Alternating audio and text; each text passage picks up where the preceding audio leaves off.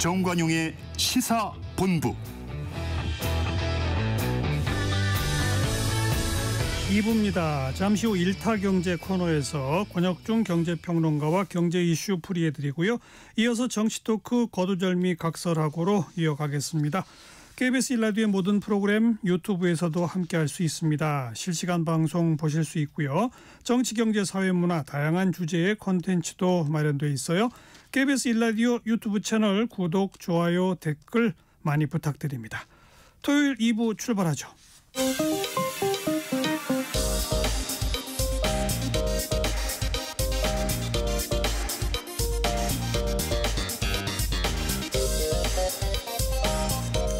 체크 진짜 뉴스 정관용의 시사본부 KBS 1라디오 들어보면 압니다.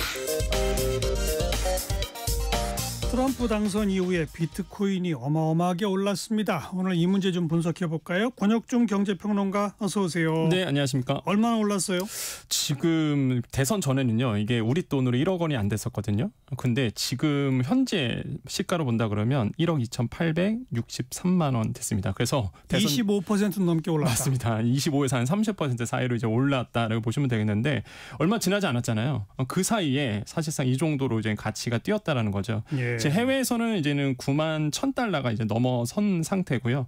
그 정도로 지금 모든 글로벌 자금이 지금 비트코인 쪽으로 이제는 몰리고 있다. 이 표현이 딱 맞을 것 같습니다. 오르는 이유는 어떻게 분석됩니까? 일단 트럼프 당선인이 뭐 후보 시절부터 계속적으로 공약을 했던 것이 이제 암호화폐에 대한 규제 철폐를 약속을 했었죠. 뭐 미국을 가상자산 수도로 만들겠다 이런 얘기도 했었고요. 전략 자산으로 육성하겠다 이런 얘기도 했었습니다. 그러다 보니까 당연히 이제 당선인이 됐잖아요. 그래서 이제는 가상화폐 쪽으로 많은 투자 자금이 지금 몰리고 있고 특히 이제 ETF 상품 쪽으로 돈이 많이 몰리고 있어요. 그렇죠. 그래서 펀드 자금 쪽이 몰리다 보니까 지금 계속적으로 비트코인의 가격은 상승하고 있다. 물론 반대 의견도 있습니다. 뭐 트럼프 당선인이 얘기하는 이 관세에 대해서 그렇게 된다면 이제 물가가 오를 거고 인플레이션이 오면은 금리 인하 속도가 느려지겠죠. 그러면 당연히 이제는 위험 자산 쪽으로는 그게 좋은 현상은 아닙니다. 그래서 이제 비트코인이 빠질 수 있다. 나중에 장기적으로 갔을 때 이런 얘기도 있지만 현재는 일단은 뭐 광풍이다. 네, 이렇게 표현합니다. 근데 진짜 트럼프가 말한 대로 비트코인을 전략 자산으로 만들 수 있을까요? 저는 개인적으로는 불가능할 거라 보는데 왜 그러냐면 변동성이 너무 심하다 보니까 전략 비축 자산화에 대한 그 근본적인 목적에 부합하지 않는다라고 저는 생각을 하거든요. 일단 전략적 중비 자산은 뭐냐면 무역 불균형이라든지 아니면 환율 변동을 대응하기 위해서 뭐 통화라든지 원자재 등을 현금 가능한 자산을 모아두는 건데 예. 그래서 뭐 금이라든지 외화라든지 아니면 특별 인출권이라고 해서 이런 것들을 이제 모아두게 되는데 사실상 변동성이 이렇게 심한데 만약에 폭락하게 되면 그러니까 금융 환경에 정말로 자본 환경에 안 좋은 영향을 미치거든요. 그래서 과연 이게 현실화될지는 정말로 좀 지켜보셔야 되겠는데 근데 지금 이제 친 트럼프 쪽에서는요. 지금 이거를 입법하려고 지금 미국에서는 하고 있습니다. 그래서 지금 이런 얘기가 나와요. 어떤 입법 활동을 하고 있냐면 미국 연준이 보유한 금을 팔고요. 대신에 비트코인 100만 개를 이제 매입하자. 100만 개면은 전체 수량 2,100만 개 본다 그러면 한 5% 정도 수준인데 엄청난 금액입니다. 사실 이게. 예. 이거를 만약에 정말 모아둔다라고 본다 그러면 그래서 시장에서 만약에 이 현실화된다 그러면 이거 최대 비트코인이 50만 달러까지 갈 수 있다. 그럼 50만 달러는 우리 돈으로 6억 9,800만 원입니다. 그러니까 지금보다 한 6배 뛴다는 얘기거든요. 그러니까 이게 정말 비축 자산화가 될지는 뭐 보셔야 되겠지만 지금 변동성이 너무 심하기 때문에 그러면 전략적 자산의 목적하고 부합하지가 않아요, 사실. 예. 과연 이게 현실화될지는 지켜보셔야 되겠습니다. 지금 이렇게 바짝 오르니까 막 나도 한번 투자해볼까 하시는 분들 많은데 그분들한테 주의할 점을 좀 얘기하시면. 정말 저는 포모족이 되시면 안 된다고 말씀을 드리겠고 포모족은 뭐냐면 fear of missing out이라고 해서 나만 이게 소외될 것 같은 그런 두려움이 생겨요. 내가 이거 지금 비트코인 투자 안 하면 돈을 못 벌 것 같고 남들은 뭐 이거 갖고 돈 벌었다 그러니까 나도 한번 해볼까 하시는 분들은요. 절대 하시면 안 된다. 그런 분들은 그러니까 공부를 안 하시고 아니면은 투자 철학이 없이 들어가시면 실패할 수밖에 없습니다. 왜냐하면 매도 타이밍을 못 잡아요. 대부분이. 그러다 보니까 막 쫓기게 되고 뭐 심리적으로 좀 무너지기도 하고요. 그래서 저는 좀 주의하셔야 된다 말씀드리겠고 요즘에 또 비트코인 뜨다 보니까 사기꾼들이 또 활기를 치고 있습니다. 그래서 가상자산 커뮤니티 만들어갖고 막 리딩방 운영하고요. 예. 무엇보다 여러분 그 뉴미디어 너튜브 보실 때 광고가 많이 나오는데요. 거기서 저도 계속 나와요. 뭐냐면 나 이렇게 해서 돈 벌었다. 그럼 뭐 플레이를 해보면 터치를 해보면 누가 이렇게 인터뷰 나오면서 나 이렇게 이렇게 돈 벌었어요. 이렇게 하세요. 그거 다 뻥입니다. 그거 거짓말이고 거기에 나온 사람들도 다 모델들이에요. 그래서 섭외해서 한 분들이다 보니까 절대 그런 광고에 속지 말아야 된다라고 말씀을 드립니다. 자, 트럼프 당선 이후에 미국 정신은 바짝 오르지만 우리 정신은 바짝 내렸단 말이에요.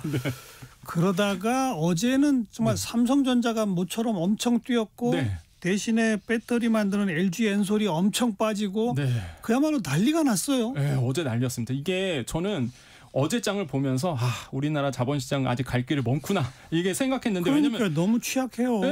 삼성전자가 7% 올랐는데 코스피는요 하락했습니다. 이게 말이 안 되거든요 사실. 왜냐면 시총이 삼성전자가 거의 한 20% 육박하는데 삼성전자 오르면 코스피 올라요 원래. 근데 게다가 7% 넘게 올랐는데. 그러니까 저는 이게 왜 문제가 되냐면 이거 금감원 조사돼야 되는데요. 올랐던 이유가 있습니다. 왜냐면은 이제 그 삼성전자에서 1년간 한 10조 원 규모의 이제 자사주를 이제 매입하겠다. 그다음에 3조 원 정도를 그 중에서 소각하겠다. 이런 얘기를 했거든요.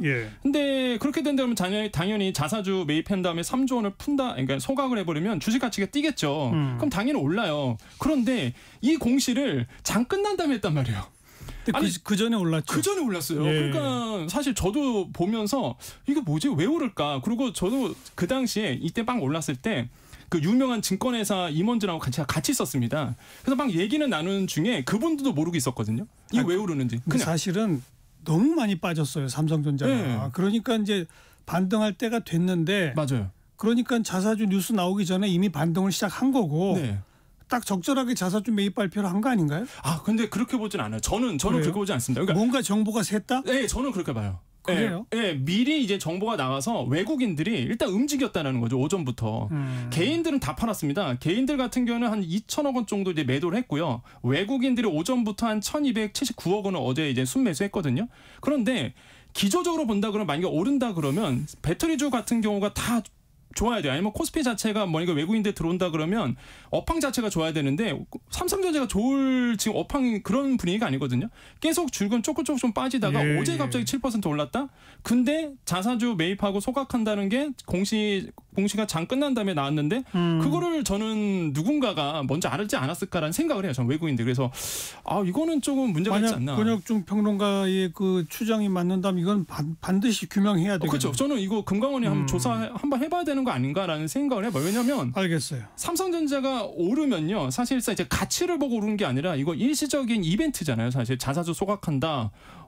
그러면은 사실상 이거는 일시적인 이벤트다 보니까 이것 때문에 오른다는 거는 사실 우리 증시가 굉장히 취약하다는 얘기거든요. 그래서 물론 좋은 호재입니다. 근데 안타까운 거는 월요일 날 분명히 이 이슈가 계속 저 장을 영향을 미칠 텐데 개인들은 많이 팔았어요, 어제. 그러니까 월요일 날 만약에 이 호재가 장에 영향을 미친다 그러면 또 소외되는 거거든요. 판 사람들은 참 뭡니까? 그렇죠. 그래서 이거 뭐야 괜히 팔았다 아마 생각하실 것 같아요.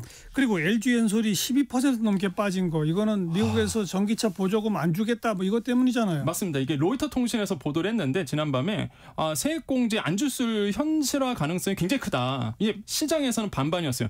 야 이거 정말 뭐 IRA 페이지라든지 이런 것들이 현실화 되겠어? 이런 어떤 의견이 있는 반면 또 한쪽에서는 진짜 세액공제 줄일 수 있다. 아니면 안 줄 수도 있다. 이런 얘기가 있었는데 이제 로이터 통신이 지난밤에 이제 어떤 얘기를 했냐면 그 주가 빠지기 그 전날 밤이죠. 한마디로 이제 세액공제를 줄인다. 이제 안 준다. 이런 얘기를 보도를 했습니다. 이게 시장에 영향을 미치는데 저는 또 한편으로 생각이 드는 게 외신 하나에 그러게 말이에요. 외신 하나에 12%가 빠진다라는 게 참 저는 좀 안타까운 마음이 어제 굉장히 들었고 그 정도로 우리나라의 시장이 굉장히 취약하구나라는 생각에 좀 안타깝다. 근본적으로 삼성전자하고 TSMC하고 비교를 해봐도 맞습니다.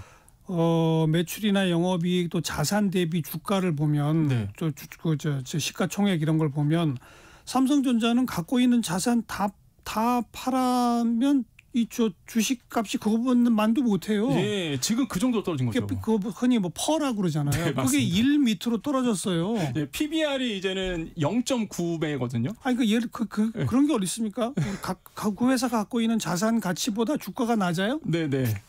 주가 총액이 네, 맞습니다. 이건 말이 안 되는 거 아니에요? 그러니까 그 정도로 지금 주가가 자산 대비해서 가치를 못 받고 있다는 거예요. 그러니까요. 우리가 이런 걸 이제 PBR이라고 보통 얘기하는데 지금 이제 PBR이 이게 1보다 높다 그러면은 일단은 가치를 좀 어느 정도 받고 있다. 높을수록 좋은 거니까. 근데 지금 1보다 미치거든요. 그 정도로 사실상 이제 자산 대비해서 주가의 어떤 가치를 시장에서 전혀 평가를 못 받고 그렇죠. 있다는 거죠. 그런 이유를 본다 그러면 너무 과매도 상태다라는 게 얘기가 나오는 거예요. 삼성전자가 이런 회사가 아닌데 지금 많은 분들이 이 삼성전자에 대해서 굉장히 불안 심리가 굉장히 많은 것 같다는 생각을 많이 해보거든요. 그래서 하여간 우리 경제 규모 전체에 비해서 우리 주식시장은 정말 근본적 점검이 필요할 것 같아요. 저 정말 예, 너무 옳은 말씀하셔서 저도 너무 공감합니다. 네. 또 우리 국내 투자자들은 또 너도나도 미국 시장으로 막 돈을 빼니까 맞아요. 점점 또 우리는 더 취약해지고 네. 이러는 거 아닌가 싶은데. 이게 지금 증권가에서 너무 걱정하는 게 지금 돈이 없습니다. 우리 국내 장에 말씀하신 것처럼 거래 대금이 완전히 지금 사라져갖고 그러니까요. 다 미국 가시고요. 네. 다 지금 비트코인 가셨어요. 그러니까 사실 이제 경쟁력을 점점 더 잃어가고 이게 악순환이 된다는 거죠. 그래서 저는 한편으로는 그런 생각이 들어요. 이게 정부가 해야 될 일인데 삼성전자가 그냥 이벤트성으로 하나 던졌구나. 그러니까 삼성전자가 하나 이벤트를 만들어 준 거죠. 그러니까 관심들이 이제 국내 장으로 또 쏠릴 수 있는 좀 여력은 좀 만들어졌다. 이런 생각을 좀 해봅니다. 네. 주식시장까지 점검해봤습니다. 권혁중 경제평론가 고맙습니다. 네, 감사합니다.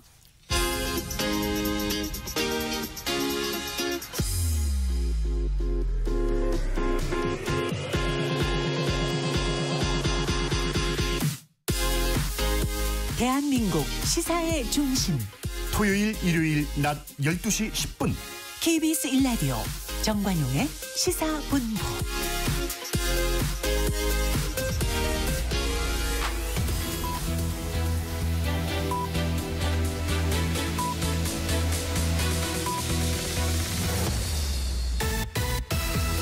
고두절미 각설하고 고고고 갈 때까지 가보자. 정관용의 시사본부. 주요 정치 이슈들 거두절미하고 알맹이부터 토론해보는 거두절미 각설하고 입니다. 국민의힘 대변인 송영훈 변호사, 더불어민주당 법률위원회 부위원장 지내신 장윤미 변호사 두 분 오늘도 나오셨습니다. 어서 오십시오. 안녕하세요. 네, 안녕하세요. 자, 전반부 공통질문입니다. 금주의 뜬 인물, 진 인물. 먼저 뜬 인물 송영훈 변호사. 금주에는 진인물을 먼저 얘기해야 되는 게 아닌가 싶긴 아니요, 한데 뜬 인물, 원래 순서대로 뜬 인물부터 순서대로 하겠습니다. 갑니다. 네, 그 부산 해운대 갑을 지역구로 두고 있는 국민의힘의 주진우 의원입니다. 왜요? 그 법률가 출신 정치인들이 사실 어떤 사안에 대해서 예측을 할 때 아무래도 정치적인 그 의도나 선입견이 가미가 되기 때문에 정확하게 예측하는 것이 쉽지만은 않습니다. 그런데 국민의힘 주진우 의원 같은 경우는 굉장히 일관되게 그 이재명 대표의 선거법 위반 사건의 예상 형량에 대해서 징역 1년을 공개적으로 예측을 해왔거든요. 그리고 뭐 집행유예가 붙긴 했지만은 여권 정치인들 중에서 가장 근접한 그 예상을 남겼습니다. 그리고 이것뿐만이 아니고 이런 결과를 예상을 하고 앞으로 판결이 확정이 됐을 때 민주당이 반환해야 될 그 선거비용 보전금 434억 이것에 관해서 실질적인 보전 조치가 가능하도록 하기 위한 법안도 제출하겠다 이렇게 예고를 한 상태거든요. 이게 선고가 나온 뒤에 얘기를 했으면 누구나 할 수 있는 얘기일 겁니다. 그런데 결과가 불확실한 상황에서 예측을 비교적 정확하게 하고 뭐 추가적으로 대안까지 제시했기 때문에 금주의 뜬 인물로 선정을 하도록 하겠습니다. 네. 장윤미 변호사 뜬 인물. 네, 뭐 이재명 대표 재판 이야기 많이 할 것 같아서요. 전 국민의힘의 김재섭 의원 한번 꼽아봤는데요. 이제 김재섭 의원이 당내에서 제가 보기에는 뭐 안철수 조경태 의원도 계시지만 청년 정치인 그리고 젊은 정치인으로선 거의 유일하게 당내에 좀 건강한 비판 목소리를 내는 것 같더라고요. 이를테면 최근에도 아니 명품백은 윤리적 문제인데 진솔한 사과를 좀 해야 된다라고 이야기를 하기도 했고 특검과 관련해서도 이제 특검을 수용해야 된다는 뭐 그런 전향적인 입장까지는 내고 있지는 않지만 일단 특검을 막을 명분을 세우기 위해서라도 이 정부가 이 문제는 잘 털고 가야 된다라고 이야기를 해서 제가 듣기에는 사실상 어떤 수사의 어떤 전격적인 부분도 열어놓고 제안을 하는 부분이 있어서 이게 또 왜 뜬 인물로 가져왔냐면 이준석 대표와 약간 비교가 된다라는 인상을 받았어요. 이준석 대표가 젊은 당대표로서 상당히 많은 응원을 받았었는데 지금 공천과 관련해서 내홍의 한복판에 또 그 전 대표도 들어가 있어서 좀 이주의 뜬 인물로 한번 꼽아봤습니다. 네. 자, 금주의 진인물 송영훈 변호사. 뭐 말 안 해도 예상하셨을 텐데요. 민주당 이재명 대표입니다. 지금 어제 선고된 판결이 확정이 되면 이제 향후 10년간 피선거권이 제한이 되죠. 그리고 그뿐만 그뿐만이 아니고 그 사법 리스크와 관련된 재판들이 줄줄이 기다리고 있습니다. 특히 이번 달 25일에 그 위증교사 사건 1심 선고가 있는데 이 사건에서는 구형이 이미 훨씬 더 높죠. 2년 대 3년. 그러면은 2년을 구형받은 선거법 사건에서 징역 1년에 집행유예 2년이라면 같은 뭐 비율로 비례한다라고 단언할 수는 없겠습니다만은 예. 본인 스스로도 뭐 결심 후에 피고인 진술서라는 것을 추가로 낼 정도로 많이 염려를 하고 있는 사건이기 때문에 본인에게 더 큰 위협이 될 수 있는 그런 상황입니다. 전반적인 모든 상황을 고려해서 금주의 진인물로 선정을 하겠습니다. 장유미 변호사, 금주의 진인물. 네, 이번 주에 정말 이슈가 많았던 것 같은데요. 저는 명태균, 김영선 전 의원 꼽아봤습니다. 예. 이제 이재명 대표 이 선거가 있는 그 당일 새벽. 그 좀 직전에 영장이 구속됐죠. 발부가 됐죠. 좀 거짓말을 한다라는 부분을 법원이 좀 본 것 같아요. 이거 대여 관계의 돈이었다라고 했지만 상당히 수상합니다. 이제 세비를 7천만 원 이상 이제 절반씩 나눠 썼다라는 점. 그 과정에 사실 명태균 씨가 이 뭐 영장 청구서에도 담겨 있지만 대통령 부부를 거론하면서 이른바 공천 장사를 이 선거 국면에서 했다라는 거. 2명의 예비 후보로부터 1억 2천을 받았는데 그걸 또 김영선 전 의원이 대신 그 비용을 전달해주고 그래요. 이런 부분과 관련해서 또 검찰을 상당히 우롱하더라고요. 아, 우리 집에 압수수색 왔을 때 금일봉 봉투 이게 김건희 여사가 준 거라고 하는데 이거 못 봤어요. 이거 왜 안 가져가요? 라고 얘기를 했다라고 하면서 이게 검찰을 놀리기 위한 의도였다고 또 기자들한테 설명하기도 하고 이런 부분이 좀 전반적으로 반영돼서 일단 진인물로 꼽아봤고 또 이분이 영장이 이제 청구되기 거의 직전까지 그런 국면에서 여사한테 또 뭐 텔레그램 메시지를 보냈다. 다 뭐 퍼쳐버리겠다. 뭐 터뜨리겠다. 예, 이런 취지의 발언을 해서 또 그 향배가 상당히 주목되는 것 같습니다. 자, 금주의 진인물로 꼽은 그 이재명 그리고 명태균, 김영선 전반부 후반부 이 얘기하면 될 것 같습니다. 네. 뭐 이재명 대표 징역 1년에 집행유예 2년. 우리 이건 뭐 장유미 변호사가 네. 먼저 좀 얘기해 보죠. 또 법조계에서는 아까 뭐 주진우 의원처럼 1년 예상한 사람도 있지만 벌금형 나오지 않겠어라는 의견이 그래도 유죄라 하더라도 그렇죠. 그게 예. 좀 더 많았던 것 같은데 그거에 비하면 상당히 민주당 입장에서는 충격적인 중형이죠. 그렇죠. 충격적이고 예상은 뭐 예측은 뭐 못했다고 보는 게 맞고 이게 뭐 예측을 못했다라고 해서 뭐 법원 뭐 판결에 대해서는 수용하지 않을 도리가 없긴 합니다만 좀 과도하다라는 부분에 대한 의견들은 많은 것 같아요. 기본적으로 이제 민주당 출입 기자들도 이게 무죄가 나오거나 아니면 이제 유죄가 나오더라도 만약에 이제 항소심에서 좀 깎일 가능성을 염두에 둔다면 1심 재판부가 뭐 2, 300까지는 선고할 수 있지 않겠냐. 아니면은 뭐 434억 이런 부분이 같이 연동돼 있으니까 한 8, 90 이런 전망이 조금 더 우세했던 건 맞는 것 같고요.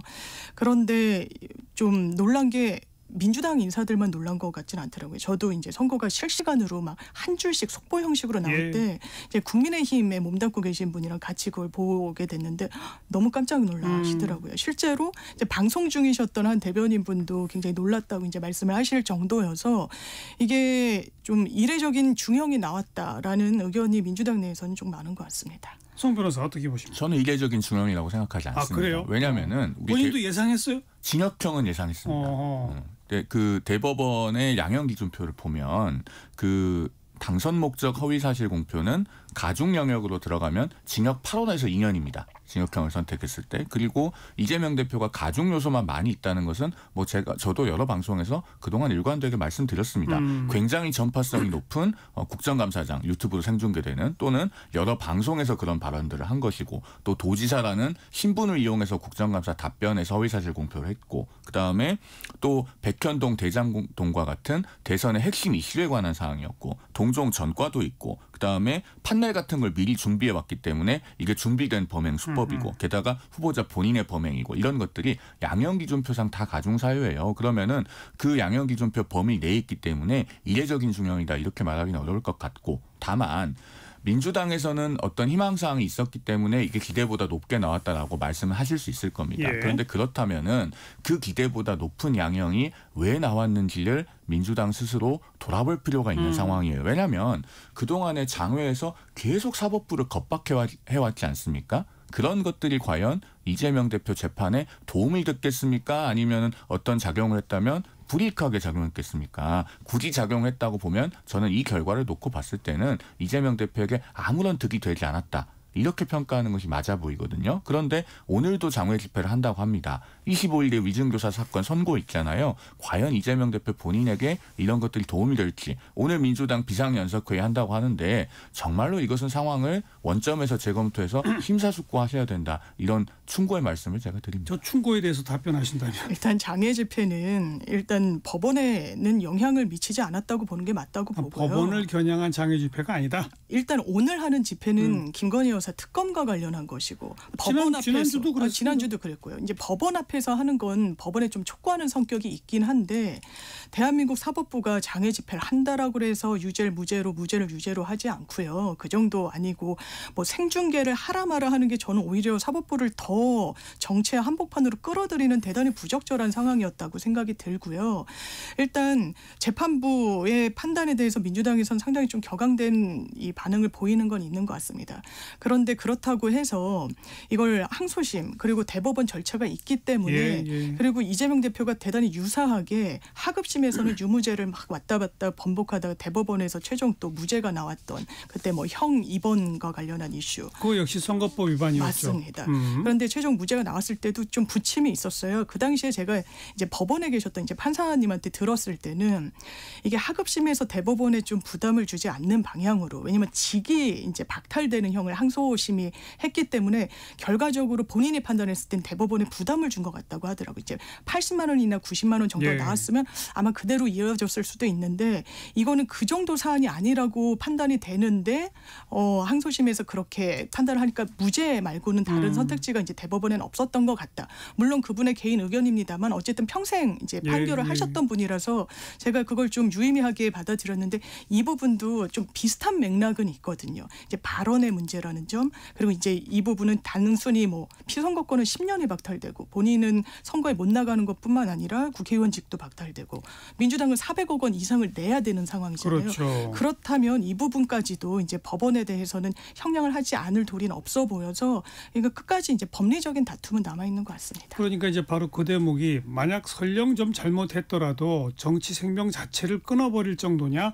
정당에게 저런 정도의 타격을 줄 정도냐, 뭐 이것 때문에 설령 잘못했어도 100만 원 이하 정도 선고가 오른 거 아니냐, 뭐 이런 해석들이 일각에 있다는 거잖아요. 그렇죠. 송 변호사 어떻게 보세요? 그것 제가 우리 정관용의 시사본부에서 제일 처음 말씀드리지 않았습니까? 여러 번 많은 방송에서 말씀드렸는데 민주당의 재산 상황에 관해서 제가 구체적으로 자세히 가장 먼저 말씀드린 방송이 여기입니다. 올 여름부터 말씀드렸거든요. 민주당이 지금 올해 6월 30일 기준으로 정치자금이 한 492억 정도 남아 있고요. 그다음에 부동산 가치가 한 438억 됩니다. 어떻게 해서 492억이냐? 민주당은 이걸 그 홈페이지 공지사항란에 매 분기마다 회계 보고를 올립니다. 전년도에서 1월 돼서 넘어온 금액이 322억 그러니까 원. 충분히 반환하고 500억 정도가 남는다가 결론이에요. 이거 남의 집 사정을 잘 알고 계시네. 아니 홈페이지에 다 공지해서 올려놓으니까요. 그다음에 예, 부동산에 관해서는 중앙일보 주말판인 중앙선데이가 7월 6일자에 굉장히 소상하게 보도를 했습니다. 그 내용들을 종합해 보면 할 수 있다. 반환에도 500억 원이 남고 그다음에 네. 우리나라 거대 정당들은요. 선거가 있는 해에는 경상보조금 외에 선거보조금도 받기 때문에 오히려 선거를 치르면서 재산이 크게 늘어납니다. 그래서 아마 민주당이 이걸 나중에 반환해야 될 시점에는요. 재산에 더 여유가 있을 거예요. 그래서 이걸 반환하면 한쪽 당이 무너지기 때문에 이렇게 형을 선고하면 안 된다라고 하는 것은 전혀 사실과 맞지 않고. 알겠습니다. 그나저나 중요한 건 이제 그럼 항소심은 언제 나오고 대법원은 언제 나오고인데 원래 선거법 위반 사건은 1심은 6개월, 2심 3개월, 대법원 3개월로 그렇습니다. 정해져 있지만 지금 1심 나오는데도 2년이 넘게 걸린 거란 말이에요. 그렇지만 또 일각에서는 1심 동안에 필요한 증인신문 다 했다. 항소심은 시간 걸릴 게 없다. 이런 얘기도 있더라고요. 그렇죠. 어떻게 보세요? 2년까지는 걸리지 않을 거예요. 그러니까 조희대 대법원장이 633 원칙 지켜야 된다. 왜냐하면 이게 또 강행 규정으로 돼 있습니다. 이제 할 수 있다와 하여야 한다 이렇게 서술어가 나뉘는데 이건 하여야 한다예요. 그런데 실제로 훈시 규정 이상으로는 실제 법정에서는 잘 작동하지 않았습니다. 그러니까 제가 했던 공직선거법 케이스에서는 이게 언론 주목도도 상당히 높고 이렇잖아요. 그리고 또 공범 관계들이 있는 경우들이 있어요. 이제 정치인 수사에는. 그러면 실제로 검찰에서 그러니까 언론에서는 왜 일부러 질질 끄냐라고 이야기를 하는데 이 기록 열람 갖고 계속 언론에 나오잖아요. 근데 실제로 우리가 관련 공범 수사가 아직 남았다. 이게 그래서 수사 기밀적인 측면이 있다라고 하면서 수사 기록 열람 복사는 아주 기본 기초적인 것이거든요. 방어권을 위해서. 근데 그거부터가 어쨌든 또 검찰의 사정 등으로 지체되는 경우들이 있습니다. 그래서 이걸 전반적으로 헤아려 봤을 때는 이걸 일부러 저는 뭐 연기시킬 동의는 이재명 대표한테 있었다고 봐요. 그리고 그런 행위가 전혀 없었다고는 할 수는 없겠습니다만 이게 전반적으로 봤을 땐 그런 맥락이 있다라는 거.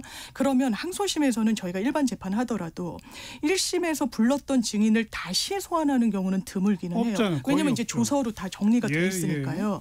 그런데 이걸 다시 불러야 되는 어떤 그런 필요성이나 뭐 사정 변경이 좀 있다라고 하면 그걸 잘 소명하면 또 못 부른 절차는 아니고 또 항소심은 사실심의 마지막 단계입니다. 그러니까 증거 현출을 할 수 있는 사실상 마지막 단계이기 때문에 그렇기 때문에 이 부분도 정말 뭐 3개월 안에 끝나긴 어려울 것 같고요. 최소 정말 한 7, 8개월 이 정도는 가지 않을까 생각됩니다. 벌써부터 민주당에서는 이제 2심, 3심 어떻게 지연할지 많이 고민하신다는 방증이 아닐까 싶습니다. 제가 실제 사례를 들어서 말씀드리겠습니다. 왜냐하면 이재명 대표가요. 2018년 경기도지사 선거 관련해서 그 선거법 위반으로 기소가 됐을 때 실제로 1심과 2심에서는 이 633 원칙이 거의 지켜졌습니다. 실제 사례가 있는 게 2018년 12월 12일에 기소가 돼서 2019년 5월 16일에 1심 판결이 나와요. 6개월 안 걸렸지 않습니까? 그런데 이때 사건의 사이즈가 이번 선거법 사건과 거의 흡사합니다. 이번에 증인이 50명 정도 됐는데요. 그때 증인이 55명이었고요. 근데 6개월 만에 끝냈어요? 끝났습니다. 왜냐하면은 그때도 공판기일이 20번이었거든요. 그런데 6개월 안에 다 했어요. 이번에는 그런데 공판기일 27번, 공판 준비기일 4번, 선고기일까지 합하면 도합 32번의 기일을 했는데 그 사이에 이재명 대표 측에서 계속 기일 변경을 요구를 해서 기일 변경 9번, 그다음에 피고인이 못하겠다고 해서 연기로 처리된 게 1번. 그렇게 해서 10번이나 기일이 변경이 돼서 지연이 됐었습니다. 그래서 이번에 이렇게 오래 걸렸는데요. 자, 그때 경기도지사 사건이 항소심에 올라가서 2019년 5월 27일에 사건이 올라갑니다. 9월 6일에 선고를 해서요. 딱 석 달 열흘 만에 끝났습니다. 102일 만에 선고를 했고 이재명 대표는 이걸 본인이 경험을 해봤어요. 그렇기 때문에 아마 지금 굉장히 두려울 겁니다. 633 원칙을 정확하게 지키면 2심이 3개월 안에 끝나는 것이 충분히 가능합니다. 근데 그때는 대법원에서 좀 오래 끌었죠. 대법원에서는 이제 전원합의체까지 갔기 때문에 9개월이 걸렸는데 그것도 전원합의체에 가지 않는다고 하면은 9개월이 걸릴 이유가 없죠. 그런데 이번 사건은 허위사실인지 여부가 대단히 간명한 사건입니다. 그래서 대법원에 가더라도 전원합의체에 가서 법리적인 어떤 판례를 새로 만들어야 될 이유가 없는 사건이죠. 자, 그러면 다음 대선 이전에 대법원 확정 판결은 무조건 난다. 송 변호사는 그렇게 보는 거죠? 그렇게 봅니다. 장 변호사도 다음 대선까지 대법원 판결이 안 날 가능성은 좀 희박한 거 아니에요? 아마 스케줄상으로 보면 그럴 수 그죠? 있을 것 같은데요. 이 부분이 근데 아까 뭐 그 항소심에서 3개월이었다는 거는 제가 그 판례 평석을 써서 그 사건을 좀 비교적 좀 중점적으로 봤었었는데 이거는 이 사건은 여러 개가 중첩돼 있어요. 어제 선고가 났던 건 뭐 백현동도 있고 뭐 김문기를 아냐도 있고 골프를 쳤냐 뭐 이런 부분이 좀 복합적으로 있는데 단순히 증인 숫자만으로 판별할 건 아닌 것 같고 이제 법리적 쟁점별로 나눠야 될 텐데 그 당시에는 형을 강제 입원 시켰냐 아니었냐 이 부분이 하나였다. 그냥 쟁점이 좀 그런 부분이 있어서 기계적으로 이렇게 3개월 안에 끝낼 수 있다라고 하는 건 그냥 정파적인 주장인 것 같습니다. 잠깐만요. 전혀 팩트에 안 맞는 얘기를 하셔서 이건 제가 말씀드려야 될 것 같아요. 2018년 이재명 대표의 경기도지사 그 선거 당시에 허위사실 공표 사건도요. 사건이 크게 4덩어리였습니다. 허위사실 공표가 3부분이었거든요. 기소가 된 게. 첫째가 친형 강제 입원, 두 번째가 대장동 공익환수, 세 번째가 검사 사칭이에요. 이번에 그 위증교사로 문제가 된 그 검사 사칭 이때 허위사실 공표로 재판을 받았던 겁니다. 그리고 그 친형 강제 입원과 관련해서는 직권남용 권리행사 방해 혐의로 함께 기소가 돼서 사건이 총 4덩어리였습니다. 사건이 복잡하지 않고 쟁점이 하나여서 단순했다라고 하는 것은 그 사건의 실제 내용과는 전혀 다릅니다. 저는 별도의 사건을 알고 있고 일단 대법원에서 오래됐던 건 그 강제 입원이 맞고요. 하나였다. 그리고 검사사칭죄도 별도로 판결이 나왔습니다. 아닙니다. 그 예. 사건은요. 전원합의체 판결이어서 대법원 판례가 있고 대법원 종합법률정보 들어가 보시면 1, 2, 3심 판결문이 다 공개돼 있습니다. 우리 시청자들께서도 듣고 계시니까요. 종합법률정보 들어가서 검색해 보시면 확인될 한번 겁니다. 찾아보겠습니다. 사실관계 저도. 확인해 예. 보면 되겠네요. 어쨌든 대선 이전에 대법 판결이 날 거다라고 하는 건 야당으로서도 그건 그럴 가능성이 더 높다. 대비는 해야 된다고 그렇죠? 봐야 되겠죠. 그렇다면 아직은 뭐 무죄를 다투고 있는 사안이긴 네. 하지만 어쨌든 시점상으로는 지금 예측이 그렇다. 네. 대선 이전에 대법 판결 절대 안 난다는 전혀 아닌 분위기다. 뭐 전혀 아닌 건는 모르겠습니다. 제 개인 여기까지 1시 30분 막 지났습니다. 잠깐 교통정보 전해드릴게요. 김민혜 씨. 네, 시각 교통 정보입니다. 우선 서울 시내 간선도로 북부 간선도로 구리 방향인데요. 종암에서 하월국 부근 2차로에 고장난 차가 있습니다. 차로 변경 잘 하셔야겠고요. 고속도로는 수도권 제일순환고속도로 일산에서 판교 방향으로 수암터널 부근 1차로에서는 승용차 관련 사고나 처리하면서 부근 정체입니다. 중부고속도로 하남 쪽은 모가 부근 1차로에서도 승용차 관련 3중 추돌 사고 나면서 부근 더디게 지나고 있고요. 경부고속도로 부산 방향은 한남에서 신탄진까지 총 41km가량 구간 속도 줄이고 있습니다. 반대 서울 방향은 양산 분기점에서 양산까지 7km 짧게 주춤하고요. 옥산에서 청주 휴게소, 더지나 기흥에서 수원, 또 달랜에서 반포 사이로 각각 어렵습니다. KBS 교통정보센터였습니다.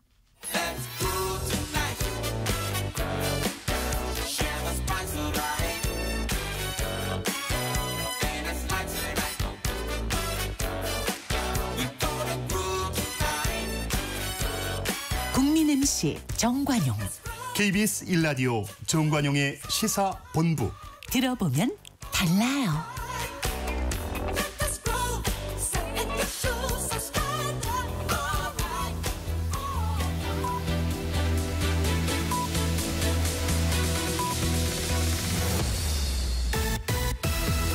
고두절미 각설하고 고고고.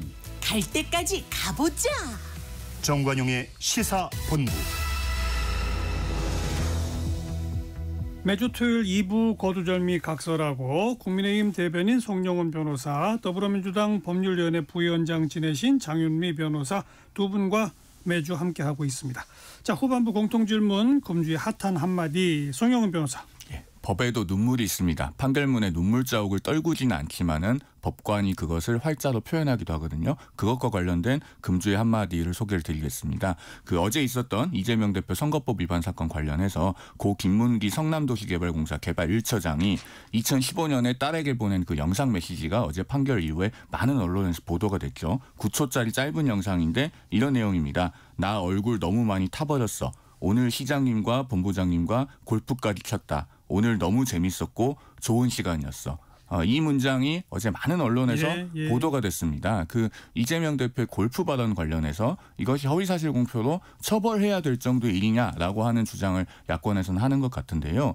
이 김문기 처장과 관련된 이재명 대표의 대선 당시 발언들에 대해서 법원이 많은 부분을 허위사실 공표로 처벌할 수는 없다고 했습니다. 행위에 관한 것이 아니기 때문에. 그러나 그 발언의 허위성들은 다 인정을 했죠. 그러면서 이 골프 발언을 그것은 행위에 관한 것이기 때문에 처벌할 수 있다라고 판단한 배경에는 바로 이런 부분이 작용했습니다. 즉 고인은 돌아가셨기 때문에 말을 할 수 없는데 그런 부분에 관해서 이재명 대표는 대선 후보의 신분으로서 적극적으로 허위사실 공표들을 했던 것이죠. 그것을 행위에 관한 것은 아닌 부분은 법으로 처벌할 수는 없다고 하더라도 행위에 해당하는 부분은 최대한 처벌해서 고인과 유족의 눈물을 닦아줘야 된다는 그런 생각이 판단의 이면에 있었던 것이 아닌가. 저는 변호사의 한 사람으로서 그런 생각을 해봤습니다. 네, 장윤미 변호사 금주의 한마디. 네, 저는 이준석 전 대표, 이준석 의원의 말을 꼽아봤는데요.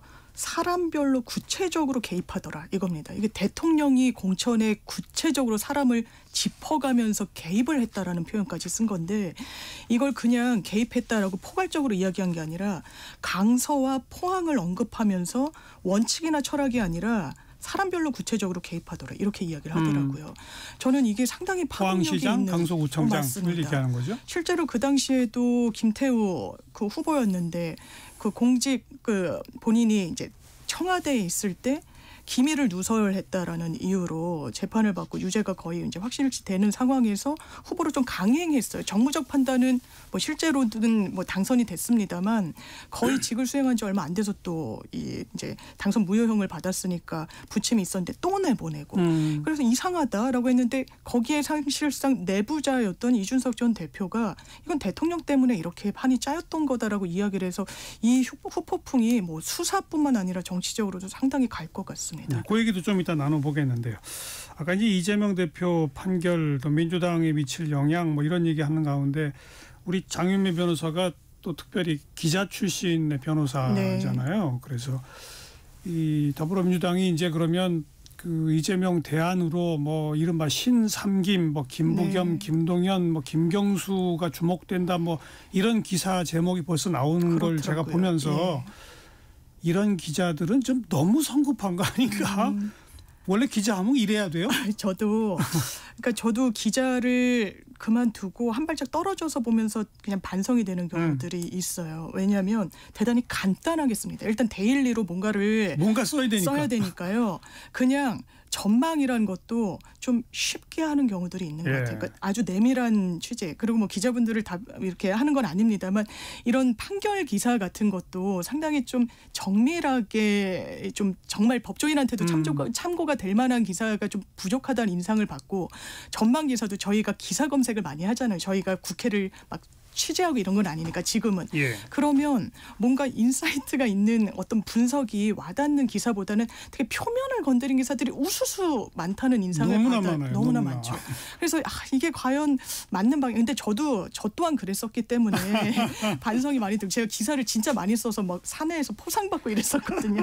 그러니까 반성이 좀 드는 부분이 있어서 그 부분은 전망이 모르겠습니다. 당연히 그렇게 갈 수도 있겠죠. 그런데 지금 당장 민주당이 그렇게 될 것인가는 좀 미지수인 부분은 있습니다. 아니, 그냥 좀 대단히 골치들 아픈 상황입니다. 지금 이 정도가 그렇죠. 맞는 얘기지. 벌써 무슨 심상김이 뜬다? 그런 거 어떻게 생각하세요? 저는 당연히 필요한 분석이라고 생각해요. 그래요? 왜냐하면 우리 장 변호사님 말씀하시는 것을 지금 우리 언론에서 듣고 계시면 서운하게 생각하시는 분들도 많을 거라고 생각합니다. 왜냐하면은 우리가 흔히 언론계 용어로 이제 말진 기자라고 부르는 취재 최전선에 있는 그런 기자님들만 계시는 것이 아니고 언론사는 데스크가 존재하지 않습니까? 그래서 기사를 다 데스킹을 하죠. 그리고 편집의 방향 또 경륜이 있는 논설위원, 정치부장, 그 정치부 팀장 이런 분들이 다 계시는데 그럼 그런 분들까지 다 하루살이로 지금 기사를 쓴다는 것이냐 그런 의구심이 드는 말씀이에요. 그리고 아까도 제가 이재명 대표의 그 선거법 위반 재판은 633 원칙이 지켜지면 2심 3심 합해서 길어야 한 6개월 안에 끝난다고 말씀드렸거든요. 그러면은 민주당의 이재명 대표와 함께 할 수 있는 시간은 길어야 한 6개월 남은 겁니다. 그러면은 정말로 민주당에 뜻 있는 정치인들이면은 이제 지금부터 우리가 이렇게 계속 거짓을 옹호하는 그릇된 길로 가서는 안 된다. 언제까지 이 길로 끌려갈 거냐라고 얘기를 하면서 이제는 정말 국민들로부터 고립되는 길로부터 벗어나야 된다라고 하는 깃발을 높이 들 때가 됐죠. 자, 민주당 내에서 저런 목소리가 나올까요? 별로 실질적으로 가시화되고 있지는 않은 것 같고요. 일단 민주당에서는 이게 법리적으로 다툴 부분이 상당히 있다라고 판단하는 것 같아요. 그러니까 이제 조승래 수석 대변인도 하지 않은 말을 왜 했다라고 하냐 이제 재판부 판결에 그랬는데 이게 이제 원래 언론에서도 주목했던 건 김문기 씨를 아냐 모르냐였잖아요. 근데 그건 무죄가 나왔어요. 근데 갑자기 이제 골프 얘기가 나왔단 말이에요. 골프를 이제 안 쳤다라고 했다라고 하면서 한 부분인데 그게 채널A에서 한 발언인데 명시적으로 골프를 나는 김문기 씨가 치지 않았다가 아니라 뭐 이 사진이 가공이 됐고 조작이 됐다라고 해서 그 전반적인 맥락은 그런 부분이에요. 그래서 알겠어요. 일단 이재명 대표 체제로 이게 대단히 공고화돼 있는 게 현실이고 그게 많이 와해되거나 많이 흔들리거나 이럴 조짐이 보이지는 않는 것 같습니다. 송영훈 변호사의 주장도 일리가 있죠. 그런데 지금까지 흘러온 민주당의 역사적 그 궤적을 살펴볼 때는 제 판단에도 적어도 고등법원의 재판 그 선고가 나오기 전까지 민주당 내에서 공개적으로 이재명 대표에 대한 지금까지와는 다른 스탠스의 목소리가 나올 가능성은 제가 보기엔 제로인 것 같고 낮을 것 같습니다. 아직은 좀 그런 상태로 일단 보인다. 뭐 저의 전망은 그렇다는 말씀. 그런데 어제 제가 아주 흥미롭게 본 페이스북 포스팅이 하나 있었습니다. 어제 그 서울중앙지법에 이재명 대표가 선고 받으러 들어갈 때 민주당 국회의원이 한 70여 명 왔다고 해요. 네. 굉장히 많이 왔죠. 헌법기관인 국회의원들이 거기 다 도열해가지고 당대표 개인 사건 선고받으러 들어가는데 응원하고 이런 모습이 뭐 국민들께서 어떻게 보셨을지 모르겠는데 저는 거기에 온 사람들을 주목한 게 아니고요. 안 온 사람 중에 한 분을 주목했습니다. 영상을 보면서 누가 왔나 이렇게 쭉 보고 있는데 거기에 응당 있었어야 될 것 같은 정청래 법사위원장의 얼굴이 안 보이더라고요. 가다가 차를 돌렸대는데요. 맞습니다. 바로 그 페이스북 포스팅을 제가 얘기하는 건데요. 그 평소 관계를 생각하면 당연히 왔었을 것 같은데 페이스북에 올리기를 법원에 가다가 비보를 듣고 차를 돌립니다. 이렇게 네. 올렸어요. 안 갔다는 거잖아요. 네. 그럼 제가 못 본 게 아니고 안 간 게 맞는데 왜 안 갔을까? 왜냐하면 이재명 대표가 만약에 이 판결이 그대로 확정이 돼서 정계에서 퇴장하는 상황이 되면 그날 거기 오셔서 응원하신 분들은 영상으로 영원히 디지털 자료로 남아서 그게 다 흑역사가 됩니다. 안 그러려고 안 갔다. 내심 그런 생각을 하고 있지 않을까 하는 추측이 들게 하는데 뭐 어떤 일정이 있어서 안 송 가셨는지는 변호사의 추측으로 개인 의견으로 듣고 들어주십시오. 정리하고요. 자, 명태균, 김영선 두 분 구속됐고 또 계속해서 무슨 뭐 그 공천과 관련된 뭐 문자가 어떻게 됐고 뭐 이런 것들이 튀어나오고 아까 핫한 한마디에서 이준석 대표의 어떤 그 포항시장이나 강서구청장 뭐 등등 해가지고 또 뭐 검찰 발이라고밖에 할 수 없는 예를 들어서 구속영장 청구 이후에도 텔레그램을 보냈다. 네. 뭐 이런 내용은 검찰 아니고선 나올 데가 없는 거 아니에요? 이게 KBS 보도 내용인데요. 일단 보도 시점 같은 걸 보면은 명태균 씨가 뭐 알려줬을 리는 좀 가능성이 낮을 것 같고. 글쎄요.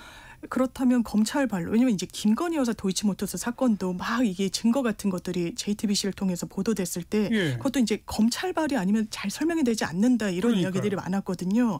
그렇다면 이 수사가 어디까지 갈 것이냐 이렇게 흘러나온다는 건 이미 언론에서 주목을 하고 있기 때문에 예. 공천 개입으로 안 갈 도리가 없는 거예요. 그러니까 벌써 그 검찰 쪽 관련 그 취재한 뉴스들 네. 중에 대통령과 김건희 여사에 대한 사실관계 규명에 검찰이 나설 수도 뭐 이런 등등의 그렇죠. 기사가 이미 나요. 이거는 검찰을 취재한 거죠. 왜냐하면 이 수사 그러니까요. 방향과 관련해서는 뭔가 이제 취재원의 이야기를 들어야 되니까. 그런데 약간의 방향선회가 있는 것 같은 거예요. 이제 검찰에서도 그러면 윤석열 대통령의 육성까지 나왔기 때문에 김건희 여사가 어떻게 관여했는지 윤석열 대통령의 관여도는 어떤지가 사실 포커스가 맞춰져야 되는데 갑자기 이준석 전 대표를 좀 겨냥하는 방향으로 국민의힘 일부 인사들이 그렇게 이제 말씀하시기도 했고 그러니까 이준석 대표가 본인의 구명에 이제 직접 나선 것 같아요. 그렇죠. 왜냐하면 이런 발언을 하기 전에도 본인이 뭐 브라질인가요? 일단 해외 출장을 다녀왔다라고 해서 대응을 제대로 못했다고 하는데 귀국하자마자 약식 기자회견을 했고 그 직전에는 개혁신당의 김용남 의원이 이준석 대표 검찰 부르면 갈 텐데 부를 수 있겠어? 그 자기 얘기만 하지 않을 텐데 윤석열 대통령에 대해서 더 많이 알고 있기 때문에 할 텐데라고 했는데 그게 계속해서 현실화되고 있다라는 부분이 글쎄요. 드는 겁니다. 자, 어떻게 보십니까? 송영훈 변호사. 일단 이준석 의원이 남미 출장 중이어서 제대로 대응을 못했다는 얘기는 저는 믿지 않습니다. 왜냐하면은 경험을 해봤거든요. 그 대변인으로서 뭐 이준석 의원에 대해 비판적인 논평을 내거나 하면은 바로 그 다음 날 방송에서 반응을 해요. 남미 출장 중에도 그 국민의힘 대변인단을 비판하는 그런 페이스북 포스팅을 올리더라고요. 그래서 그런 점에서 아마 그 출장 중에도 굉장히 그 국내 뉴스는 유심히 보고 있구나라고 하는 걸 느꼈고요. 이준석 의원의 지금 상황은 본인이 지금 여러 가지 명태균 씨와 관련해서 거론이 되고 있으니 화살을 돌려야 되는 것이 아닌가 저는 그렇게 보고 있습니다. 왜냐하면 명태균 씨 변호인의 전언에 의하면은 이 조사 과정에서 명태균 씨와 이준석 의원 간에 주고받은 카카오톡, 특히 그 2022년 5월 9일에 새벽 0시 20분이죠. 아니 뭐 당 소속 국회의원도 아니고 정치인도 아니고 지금 명태균 씨는 정치 브로커라는 것이 우리 정치권에 합의된 평가 아닙니까? 그런데 그런 사람과 심야에 공천에 관해서 뭐 어떻게 되고 있다는 그 상황에 관해서 논의를 하지 않습니까?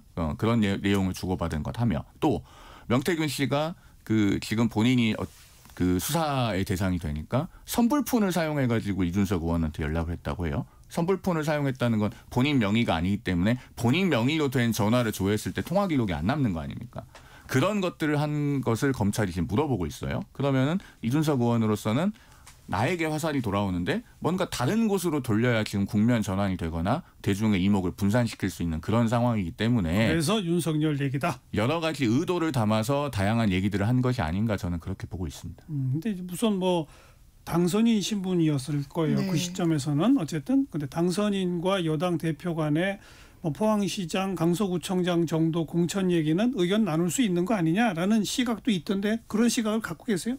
법적으로는 일단 당선인 신분에서는 법적으로 문제 삼기는 어렵다고 보고 있긴 한데요. 다만 이제 국민들께서 법적인 논변을 자꾸 앞세우면은 그것 말고 국민 눈높이에 맞느냐 또 그게 적절하냐 이런 것들에 대해서 물어보시기 때문에 뭐 법적인 논변을 앞세울 생각은 없습니다. 다만 지금 사실관계에 관해서 여러 사람들의 말이 달라요. 지금은. 우선 사실관계부터가 규명 안 됐다. 왜냐하면은 이준석 대표의 말과 다른 여러 관계자들 뭐 이철규 의원도 있고 또 공천 그러죠. 과정에서는 뭐 국회의원 보궐선거 같은 경우에는 윤상현 공관위원장도 있고 그다음에 당시 아마 지방선거는 정진석 의원이 공관위원장이었던 걸로 저는 기억을 하는데요. 뭐 그런 분들의 입장이 저마다 다 다를 수 있기 때문에 이건 좀 한번 각자의 얘기들을 충분히 들어보고 나서 사실관계를 정리해서 판단할 영역이다 이렇게 보고 있습니다. 어떻게 보세요? 윤석열 대통령이 당선인 신분이어도 이명박 전 대통령도 당선인 신분일 때 이제 받았던 부분이 형사처벌까지 받았기 때문에 그 부분은 당선인이어도 공무원으로 이제 보는 게 대법원 판시로 이제 정해진 부분이 있고 실제로 인수위 그리고 정부에 참여했던 분들께서 제일 대통령의 권한이 막강할 때는 인수위 때라고 이야기를 하시더라고요. 제가 이제 유시민 전 장관이 노무현 전 대통령 이제 에피소드를 얘기하면서 그냥 경호를 이제 받으면서 산책을 하다가 이 나무 이름이 뭐야라고 물었을 때 다음 날 나무 표찰이 다 붙어 있는 걸 보고 아 말을 삼가야겠다고 생각하셨다는 에피소드를 이야기하시더라고요. 근데 가장 권한이 막강할 때 사람을 찝어가면서 이 사람에 대해서 공천을 줘라라고 이야기를 들었다는 이 당사자의 폭로가 나왔는데 이게 의견개진이라고 법원이 보지 않을 겁니다. 국민들도 그렇게 보지 않을 겁니다. 이 부분에 대해서는 그냥 지금 국면에서는 얼추 넘어가는 모습인데 그냥 넘어갈 수 없을 겁니다. 어쨌든 이제 명태균, 김영선 두 분은 구속됐고 구속된 것은 돈 거래가 이제 부당하게 맞습니다. 있었다고 하는 것인데 그럼 그 돈 거래의 배경에는 과연 여론조사 그리고 뭐 공천 이런 것들이 개입됐느냐 안 됐느냐라고 하는 것으로 검찰의 수사는 확대될 수밖에 없다고 보는 거죠. 될 수밖에 없어 보입니다. 송 변호사는 어떻게 봐요? 수사는 미리 선을 그어놓고 성역을 두고 해서는 안 되겠죠. 그건 저도 법률가의 한 사람으로서 당연하다고 생각합니다. 그리고 근데 그 수사의 대상이 앞으로는 최소한 김건희 여사, 윤 대통령인데 거기까지 갈 수 있을까요? 일단 지금 창원지검 수사팀이요. 규모가 적지 않지 않습니까? 검사가 10명이 넘고 부산지검 차장검사까지 파견이 되어 있는데 차장검사라고 하는 것은 우리 시청자들께서 알기 쉽게 좀 풀어드리면은 부장 차장할 때 차장이 부장보다 낮은 게 아니고 반대죠, 반대. 그 검찰청 전체의 넘버 2입니다. 예. 부산지검 차장검사가 파견이 돼 있을 정도로 중량감이 있는 수사팀입니다. 그러면은 이게 명태균 씨와 김영선 전 의원 간의 세비를 나눠서 받은 것이라든가 또는 명태균 씨가 그 지방선거 출마 희망자들에게 돈을 받은 것 이 정도를 수사하려고 그 정도 수사팀을 꾸렸을 거라고 저는 생각하지 않아요. 그리고 국민적으로 여러 가지 의문이 있는 사건이니까 앞으로 뭐 이준석 의원도 부르고 뭐 필요하면 다른 사람도 부르고 김건희 여사도 어디까지 지금 수사 대상이 확대될지는 제가 좀 지켜봐야겠습니다만은 사실 앞으로 시간이 가면 갈수록 우리 국민들께서 뭐 누구는 부르고 누구는 뭐 수사 대상으로 삼지 않고 이렇게 하면은 아마 그것을 납득한다는 국민의 그렇죠. 목소리는 듣기 어렵지 않을까 하는 개인적인 생각을 그러니까 갖고 있습니다. 민주당이 새롭게 수정해서 통과시킨 그 네. 김건희 특검법이 딱 도이치모터스하고 이 선거 공천 개입 네. 두 개만 딱 넣어놓은 상태란 맞습니다. 말이죠. 이런 것들을 배경으로 보면 검찰도 일단 조금이라도 움직이는 모습을 안 보일 수는 없다. 뭐 이런 거 아닌가 싶은 생각이 들고 아까 제가 언급했습니다만 명태균 씨가 구속영장 청구 이후에 김건희 여사한테 텔레그램을 보냈는데 답장은 못 받았다. 네. 이런 KBS 취재 보도 있지 않습니까? 제가 볼 때 이건 명태균 씨가 KBS에 말했을 이유는 전혀 없다고 생각해요. 자기는 이미 구속영장 청구가 돼서 영장 실질심사를 받아야 할 대상인데 자기가 무슨 뭐 답장이라도 받았다면 혹시 모르겠는데 나는 김건희 여사한테 아직도 텔레그램 보냈어. 근데 답장은 못 받았어. 이 말을 굳이 할 이유는 저는 없다고 보거든요. 근데 누가 얘기를 해서 나오게 됐는지는 좀 파악을 해봐야 될 것 같은데요. 그 텔레그램을 보냈는데 답이 없다고 하니까 기시감이 드는 사건이 하나 있지 않습니까? 지난 전당대회 때 나왔던 그 한동훈 대표의 문자 익힘 논란. 네. 그게 연상이 되는데 텔레그램으로 뭔가 계속 보내오는데 답을 안 하면 답을 안 한 사람이 잘못한 건가요? 아니 제가 지금 그 얘기를 하는 게 아니고 네.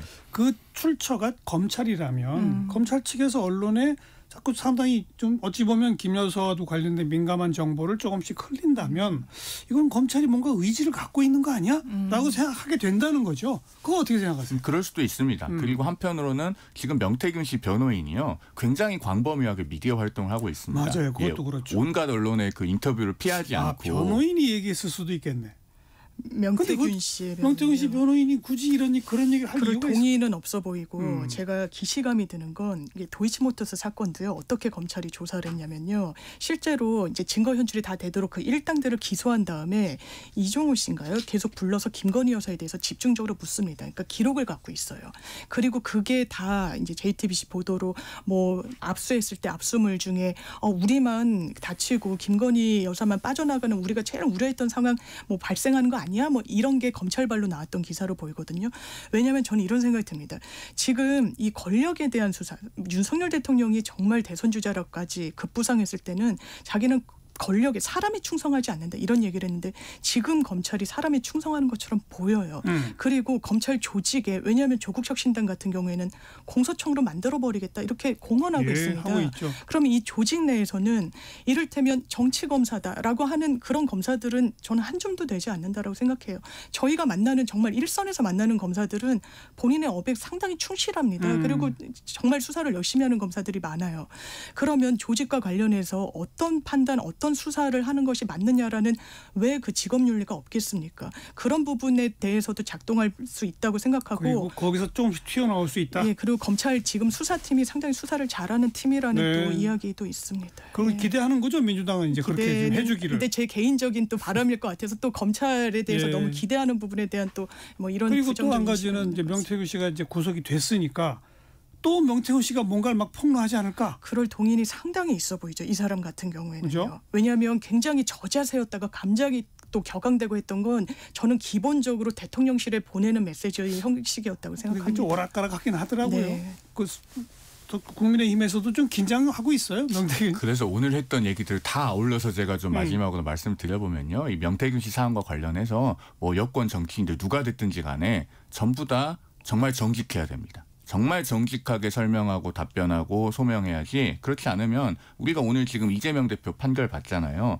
자, 오늘 어제 판결대로 하면 나중에 누군가가 큰 선거에 나가서 나 명태균 씨 모른다 라고 하면 그건 처벌할 수 없을지 몰라도 뭐 명태균 씨와 홍매화를 심은 적이 없다. 혹은 명태균 씨와 텔레그램을 주고받은 적이 없다. 명태균 씨와 뭐 공천에 관해 상의한 적이 없다. 그렇게 했다가 아주 오래전에 만들어진 디지털 증거에 의해서 허위사실인 것이 확인되고 처벌될 수도 있다는 것이 어떻게 보면 어제 사건의 교훈 중에 하나일 겁니다. 그 김문기 처장이 딸에게 남긴 영상 메시지도 2015년 것인데 유죄의 증거가 됐거든요. 지금 명태균 씨도 휴대전화 포렌식에서 많은 내용들이 나왔습니다. 그러니까 우리 모두가 여기에 대해서는 정말 정직하게 소명하고 설명하고 답변해야 된다. 정직이 최선의 방책이다. 저는 그런 말을 오늘 마지막으로 드리고 싶습니다. 그 대상자는 대통령과 김건희 여사도 포함되는 겁니까? 우리 모두라고 제가 말씀드렸습니다. 대통령과 김건희 여사 관련된 뭐가 막 나와주기를 민주당은 기대하는 거죠? 그렇지는 않고요. 저는 사법정의가 제대로 섰으면 좋겠는데 이를테면 저는 뭐 이재명 대표에 대한 판결을 이제 뭐 비판하는 건 아니고 너무 정치가 사법화되는 게 맞나라는 생각이 드는 거예요. 그러니까 말씀 주신 대로 막 몇 년 전 디지털 정보까지 해서 이젠 정치인들을 다 기소할 수 있는 국면이 펼쳐진 겁니다. 어제 결론에 따르면 같은 논리대로라면 저는 윤석열 대통령이 후보 시절에 아니 김건희 여사 내 부인은 도이치모터스 크게 손실 보고 손절했다라고 했는데 그건 거짓말이었어요. 결과적으로. 그럼 그것도 기소해야 되는 겁니다. 근데 그게 과연 이런 정의에 부합하는 대한민국의 정치사로 남는 게 맞는 것인지에 대한 문제의식은 좀 가져갈 필요가 있겠다 이런 생각이 듭니다. 마지막으로 한마디만 드릴까요? 우리가 선거에서요. 중앙부처에서 뭔가 공약에 대해서 약속을 못 받았는데 약속받았다고 하면 허위사실 공표로 매우 높은 확률로 처벌되거든요. 없던 것을 있다고 했기 때문에 처벌되는 겁니다. 아니 비리를 저질러 놓고 그 비리에 대해서 내가 협박을 받아서 했다라고 거짓말하면 똑같은 거죠. 없는 것을 있다고 했기 때문에 처벌받아야 되는 것은 너무 당연합니다. 아무튼 지금 명태균, 김영선 구속 또 연관해서 이준석 대표의 잇따른 발언 등등으로 대통령과 김건희 여사의 공천 및 선거 개입 뭐 의혹 뭐 이 부분은 계속 스멀스멀 연기가 나고 있는 상태다. 그냥 바로 꺼질 것 같지는 않은 상태다. 앞으로 검찰의 행보도 우선 조금 더 주목되고 있다. 이 정도 오늘 정리하면 될 것 같습니다. 국민의힘 대변인 송영훈 변호사, 더불어민주당 법률위원회 부위원장 지내신 장혜민 변호사 두 분 수고하셨습니다. 감사합니다. 고맙습니다. 김지연의 찬바람이 불면 듣고요. 저는 내일 뵙죠. 안녕히 계세요.